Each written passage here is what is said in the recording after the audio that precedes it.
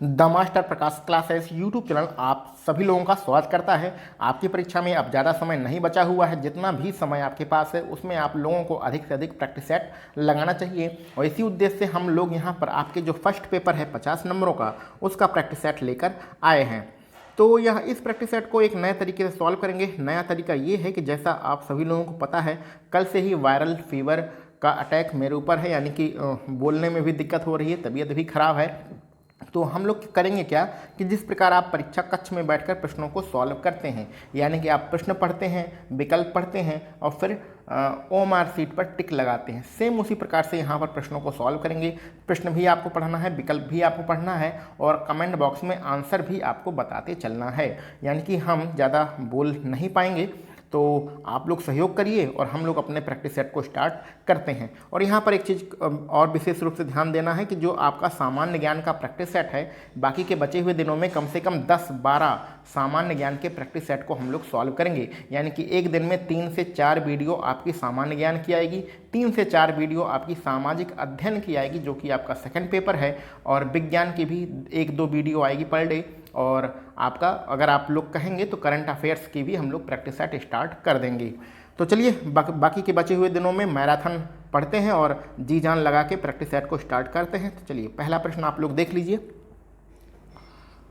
पहला प्रश्न आप सभी लोगों ने देख ही लिया होगा। भारत में शिक्षक दिवस के रूप में 5 सितंबर को मनाया जाता है। पहला वाला विकल्प हमारा बिल्कुल सही है। दूसरे नंबर पर चलिए, दूसरे नंबर में कौन सा विकल्प आपका सही हो सकता है? तो यहाँ पर आपका बी वाला विकल्प जैव भू रासायनिक चक्र, ये वाला विकल्प आपका बिल्कुल सही रहेगा। तीसरे नंबर का प्रश्न आप पढ़ लीजिए और सही विकल्प बताने की कोशिश कीजिए। तो इसका जो संबंध है वो पश्चिमी घाटों के संरक्षण से है। विकल्प डी वाला आपका यहाँ पर बिल्कुल सही रहेगा। एक चौथे नंबर पे एक पुस्तक है, इस पुस्तक के राइटर कौन है ये आपको बताना है। और चौथे नंबर में वंदना शर्मा इस पुस्तक की राइटर हैं। विकल्प सी आपका बिल्कुल सही रहेगा। पाँचवें नंबर पर चलना है और इसमें सही विकल्प आपको बताना है। आप लोग सहयोग करिए, ज़्यादा हम बोल नहीं सकते हैं क्योंकि एक दिन में सामान्य ज्ञान के कम से कम 3-4 प्रैक्टिस सेट लगाना है, सामाजिक अध्ययन के भी 4-5 प्रैक्टिस सेट सॉल्व करना है। तो प्रश्नों को भी आप पढ़िए, विकल्प भी आप पढ़िए, कमेंट बॉक्स में आंसर भी बात आप दीजिए। यानी कि आप ये समझिए कि आपका पेपर हो रहा है, ठीक है। आप एग्ज़ाम कक्ष में बैठकर अपने परीक्षा को सॉल्व कर रहे हैं, अपने पेपर को सॉल्व कर रहे हैं, यही आप सोच के चलिए। और पाँचवें नंबर में सी वाला विकल्प लोहा, क्रोमियम, मैग्नीज और कार्बन बिल्कुल सही रहेगा। छठे नंबर के लिए कौन सा विकल्प सही हो सकता है? जो ध्वनि की तीव्रता नापी जाती है वो डेसिबल में नापी जाती है। बच्चों वाला ये प्रश्न है, कोई इसमें दिक्कत की बात नहीं होनी चाहिए। 7वें नंबर पे आगे बढ़ते हैं।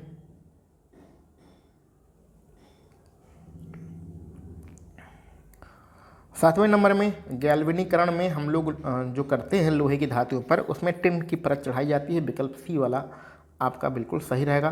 फ्लाई एश एक प्रदूषक होता है, ये किसको जलाने से प्राप्त होता है? 8वें नंबर में बताना है। तो जो पत्थर के कोयले होते हैं ना, उनको जलाने से फ्लाई एश मिलता है, ठीक है। तो विकल्प पहला वाला हमारा सही रहेगा। आगे बढ़ते हैं 9वें नंबर के प्रश्न पर। वायु किस प्रकार का संगठक है? तो वायु एक प्रकार का मिक्सचर होता है, यानी मिश्रण होता है। विकल्प सी आपका सही रहेगा। 11 नंबर का प्रश्न बहुत ही आसान है, 10 नंबर का प्रश्न आपका बहुत ही आसान है। पृथ्वी जो शिखर सम्मेलन था वो ब्राज़ील के शहर रियो डी जेनेरियो में आयोजित किया गया था। तो आपका बी वाला सही रहेगा। 11 नंबर पर चलते हैं। 11 नंबर में क्या आपका सही रहेगा? 11 नंबर में जो आपका सही आंसर है कैंट मूर, विकल्प सी वाला आपका बिल्कुल सही है। 12 नंबर पर चलते हैं। भारत की 10 की वृद्धि दर आपको बताना है और ये है 17.7%। आपका विकल्प डी बिल्कुल सही रहेगा 2011 के अनुसार। आगे बढ़ते हैं 13 नंबर पर। 13 नंबर से आपके रीजनिंग के प्रश्न स्टार्ट हो जाते हैं। रीजनिंग के प्रश्न आप सभी लोग सॉल्व कर लेंगे।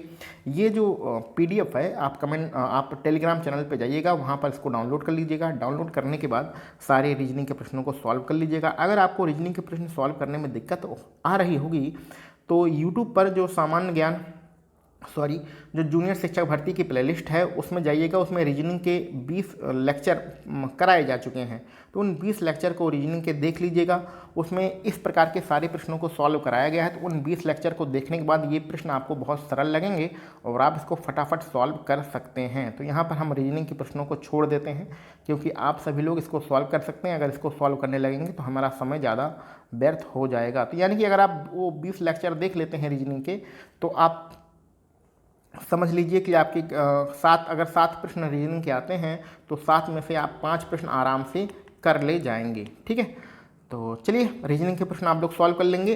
हम आगे बढ़ते हैं 20 नंबर पर। भारत की संसद में कौन कौन से शामिल होते हैं? तो भारत की संसद में सबसे ऊपर राष्ट्रपति होता है, फिर राज्यसभा होता है और सबसे नीचे लोकसभा होती है। विकल्प डी आपका सही रहेगा।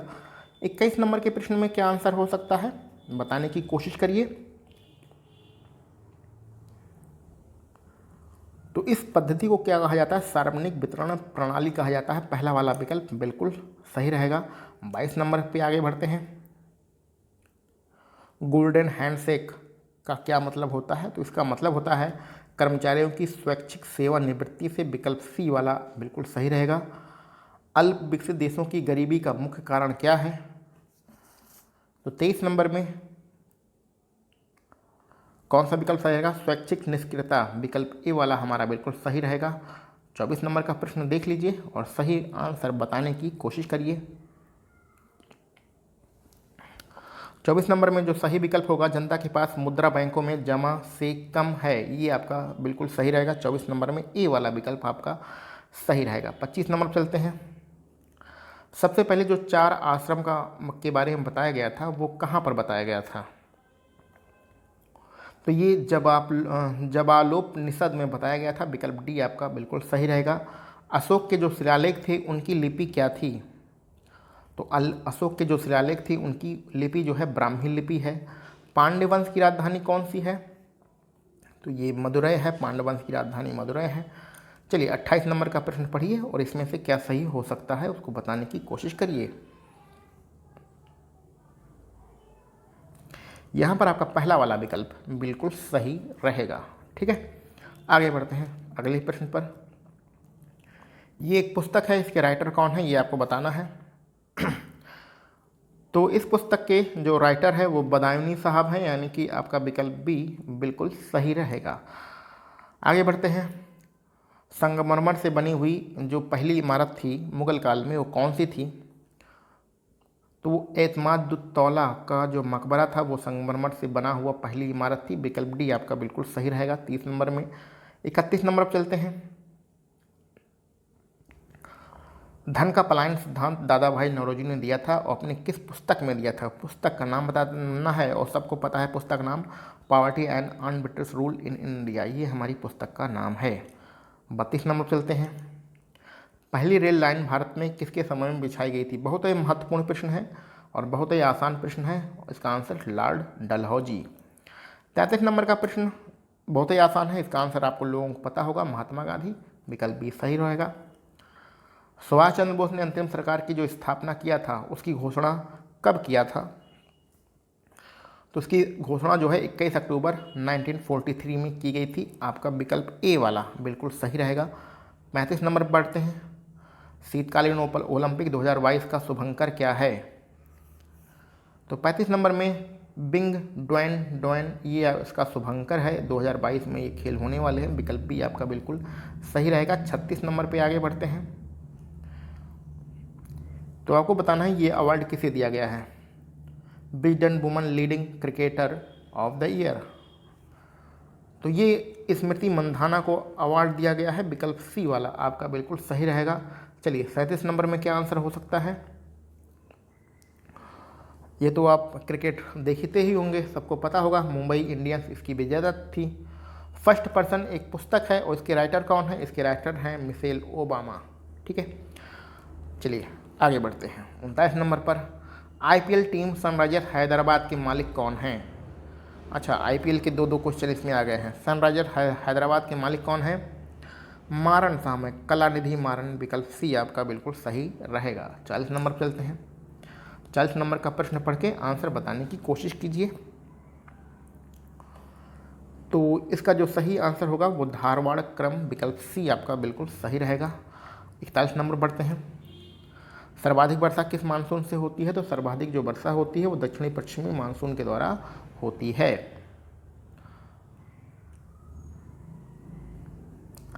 चलिए 42 नंबर में आपका क्या आंसर हो सकता है, बताने की कोशिश करिए। तो यहाँ पर उष्णकटिबंधीय वर्षा वनों में जो है सर्वाधिक मात्रा में जीव जंतुओं और पौधों की विविधता पाई जाती है। विकल्प सी आपका बिल्कुल सही रहेगा। भारत में एयर इंडिया की स्थापना कब की गई थी? तो भैया 53 में किया गया था। उस समय टाटा एयरलाइंस हुआ करती थी। भारत के पास कोई विमान सेवा थी नहीं, तो उसी टाटा एयरलाइंस से मिलाकर एयर इंडिया बनाई गई। और अब अगर आप करंट अफेयर्स पढ़ रहे हैं तो फिर ये एयर इंडिया को किसने खरीद लिया है? टाटा वालों ने खरीद लिया है। ठीक है, चलिए 44 नंबर चलते हैं। इसमें जोड़ा मिलाना है। किस प्रकार के वृक्ष कहाँ पर पाए जाते हैं, इसे ही जोड़ा मिलाना है। चलिए भैया पहले जोड़ा मिलाते हैं, विकल्पों को बाद में देखेंगे। सागौन कहाँ पाया जाएगा? सागौन आपके मतलब मध्य प्रदेश वाले रीजन में पाया जाता है, नहीं मध्य भारत में। देवदार वहाँ पाया जाएगा जो हिमालय के ऊपरी क्षेत्र होंगे। ठीक है, और सुंदरी वन बंगाल में पाए जाएंगे, यानी सुंदरबन में मैग्रोव वनस्पति पाई जाती है। और सिनकोना कहाँ पाया जाता है? जो हिमालय के तराई क्षेत्र है वहाँ पर पाए जाते हैं।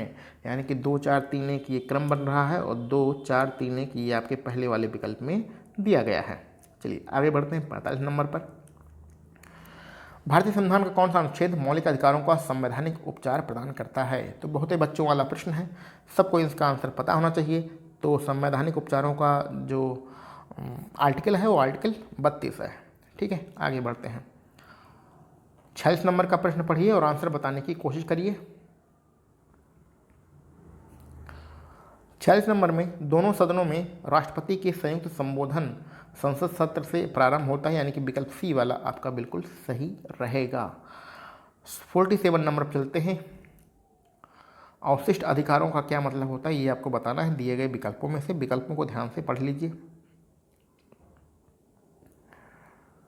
तो यहाँ पर जो डी वाला विकल्प है ये आपका बिल्कुल सही रहेगा। अधिकार जिसको केंद्रीय सूची, राज्य सूची और समवर्ती सूची में स्पष्ट रूप से शामिल नहीं किया गया है, विकल्प डी वाला आपका बिल्कुल सही रहेगा। राज्यपाल किसके प्रति उत्तरदायी होता है? तो राज्यपाल हमेशा राष्ट्रपति के प्रति उत्तरदायी होता है। 49 नंबर में अंटार्कटिका में भारत का निर्माणाधीन नए शोध स्टेशन का नाम क्या है? तो उसका नाम है, जो निर्माणाधीन है उसका नाम है भारती। विकल्प बी आपका सही रहेगा। और आज के अपने आखिरी प्रश्न पे बढ़ते हैं। इसमें आपको मिलाना है जोड़ा।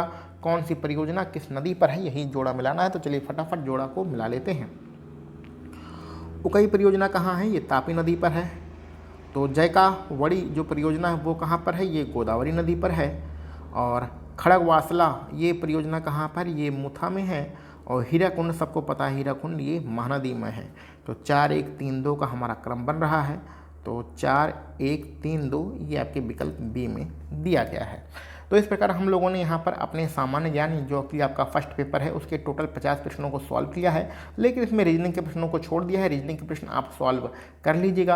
आप लोगों ने टोटल कितने प्रश्न सॉल्व किए हैं, उनमें से आपके कितने प्रश्न सही हो रहे हैं, इसको कमेंट बॉक्स में ज़रूर बताइएगा। और हम लोग जो 3 दिन का टारगेट लेके चल रहे हैं, जिसमें से 10-12 आपको प्रैक्टिस सेट सॉल्व कराए जाएंगे सामान्य ज्ञान के, 10-12-15 प्रैक्टिस सेट सॉल्व कराएंगे जाएंगे सामाजिक अध्ययन के, और विज्ञान और करंट अफेयर्स अगर आप कहेंगे तो करंट अफेयर्स के भी प्रैक्टिस सेट स्टार्ट कर दिया जाएगा।